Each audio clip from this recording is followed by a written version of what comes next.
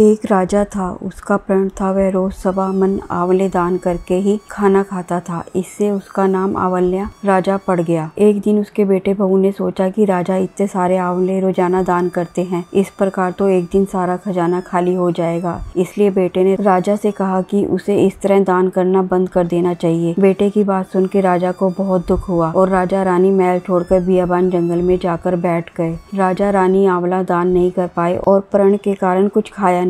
जब भूखे प्यासे 7 दिन हो गए तब भगवान ने सोचा यदि मैंने इसका प्रण नहीं रखा और इसका सत नहीं रखा तो विश्वास चला जाएगा। इसलिए भगवान ने जंगल में ही महल, राज्य और बाग बगीचे सब बना दिए और ढेरों आंवले के पेड़ लगा दिए। सुबह राजा रानी उठे तो देखा कि जंगल में उनके राज्य से भी दुगना राज्य बसा हुआ है। राजा रानी से कहने लगे, रानी देख कहते हैं ना, सत मत छोड़े सुरमा, सत छोड़िया पत जाए, सत की छोड़ी लक्ष्मी फेर मिलेगी आए। आओ नहा धोकर आंवले दान करें और भोजन करें। राजा रानी ने आंवले दान करके खाना खाया और खुशी खुशी जंगल में रहने लगे। उधर आंवला देवता का अपमान करने व माता पिता से बुरा व्यवहार करने के कारण बहू बेटे के बुरे दिन आ गए। राज्य दुश्मनों ने छीन लिया, दाने दाने को मोहताज हो गए और काम ढूंढते हुए अपने पिताजी के राज्य में आ पहुंचे। उनके हालात इतने बिगड़े हुए थे कि पिता ने उन्हें बिना पहचाने हुए ही काम पे रख लिया। बेटे बहू सोच भी नहीं सकते थे कि उनके माता पिता इतने बड़े राज्य के मालिक भी हो सकते हैं, तो उन्होंने भी अपने माता पिता को नहीं पहचाना। एक दिन बहू ने सास के बाल गूंथते समय उनकी पीठ पर मस्सा देखा। उसे यह सोच के रोना आने लगा कि ऐसा मस्सा मेरी सास के भी था। हमने यह सोच के उन्हें आंवले दान करने से रोका था कि हमारा धन नष्ट हो जाएगा, आज वह लोग न जाने कहाँ होंगे। यह सोच के बहू को रोना आने लगा और आंसू टपक कर सास की पीठ पर गिरने लगे। रानी ने तुरंत पलट कर देखा और पूछा, तू क्यों रो रही है? उसने बताया, आपकी पीठ पे जैसा मस्सा मेरी सास की पीठ पर भी था। हमने उन्हें आंवले दान करने से मना कर दिया था, इसलिए वह घर छोड़कर कहीं चले गए। तब रानी ने उन्हें पहचान लिया, सारा हाल पूछा और अपना हाल बताया। अपने बेटे बहू को समझाया कि दान करने से धन कम नहीं होता बल्कि बढ़ता है। बेटे बहू भी अब सुख से राजा रानी के साथ रहने लगे। हे भगवान, जैसा राजा रानी का सत रखा वैसा सबका सत रखना, कहते सुनते सारे परिवार का सुख रखना।